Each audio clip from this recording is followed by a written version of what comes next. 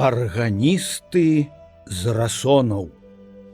У гэты момант нечакана адчыняюцца дзверы, заходзіць увесь абсыпаны снегам арганісты з расонаў. Ледзь ступіў на парог, прамовіў: «Слава Ісусу Христу! Віншую з надыходзячым святам Божага нараджэння» і кладзе стос аплатак розных колераў на стол. «А, дзякуй, вялікі дзякуй», – сказаў дзядзька. «Чакаў пана Андрэя і ўжо думаць пачаў, што сёлета ён, можа, забыў, дзе жыве Завальня». «Ха-ха! Як можна забыць пра пана Завальню, асабліва ў такую лютую буру, змеціўшы зыркі ліхтар на доме, добры і ветлы гаспадар якога клапоціцца пра жыццё падарожных. У той толькі час і госці ў мяне, калі пакрые нешчарду лёдам, але за гэта вясной і летам жыву, нібы пустэльнік, які акружаны вадою і лесам». Арганісты звяртаецца да сляпога Францішка. «О, даўно не бачыліся, грамадзянін усяго свету, а пра расоны ўжо зусім забыў. У нас і цяпер успамінаюць, як некалі ў час юбілею спяваў ты на хорах. Хто з ксёнжкі, а пан Францішак усе песні на памяць. Ну, калі ж ты нас наведаеш? Жыву я цяпер вельмі далёка, але ж ты жывеш там, дзе сустракаеш ласкавых і сапраўдных сяброў, а такіх у цябе шмат па ўсёй Беларусі. Цяпер з ласкі майго пана маю свой дамок на выспе пасярод возера Рабло. Там маю намер пакласці канец свайму тулянню, пакуль мне пан Бог дазволіць жыць. Ведаю твайго пана, шляхетны ён чалавек, маёнтак яго ля самага возера Рабло у Рабшчызне. Я бываў там некалькі, не блізка адгэтуль, вёрст 60 будзе.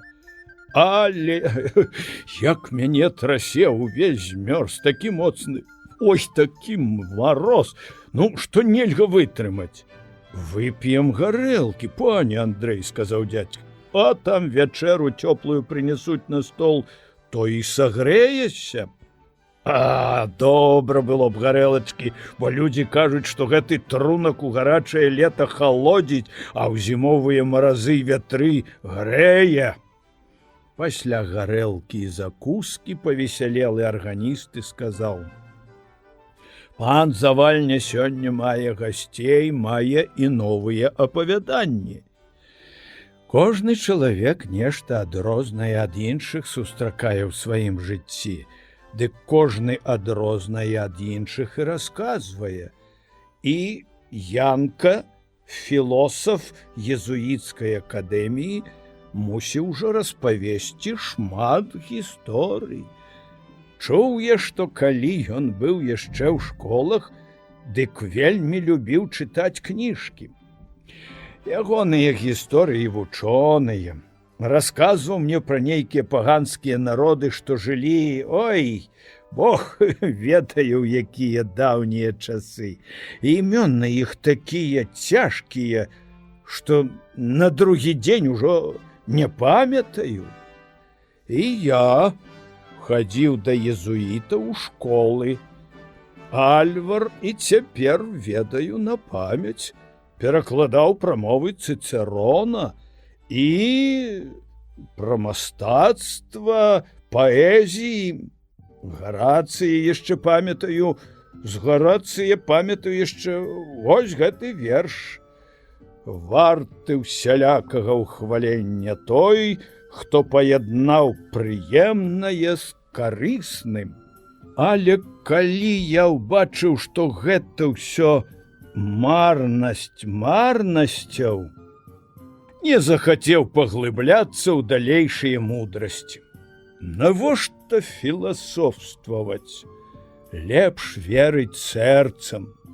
Дык пачаў вучыцца музыцы. І цяпер, дзякуй Богу, маю месца пры касцёле і задаволены. І ўсё ж цяпер чарга пана Андрэя расказаць што-небудзь. А ці не будзе гэта ўжо позна? Колькі часу? Не маю гадзінніка, сказаў дзядзька, але ведаю, што яшчэ далёка да поўначы.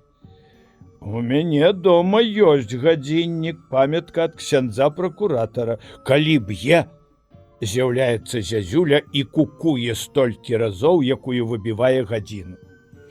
Адзін падарожны начаваў у мяне, і, пачуўшы голас гадзінніка, зязюлін спеў, расказаў мне апавяданне пра роспачнага маладога чалавека і вогненных духаў.